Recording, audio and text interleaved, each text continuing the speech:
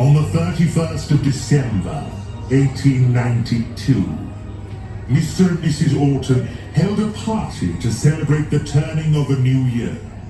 However, on the final chime of midnight, the manor appeared to be struck by a storm of supernatural proportions. All known occupants of the house perished. That is, aside from the owner's only child, Emily, who to this day remains unaccounted for. The house has stood uninhabited ever since.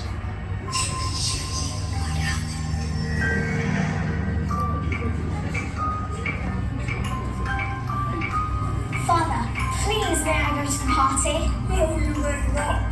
Now get to your room, you wretched little creature.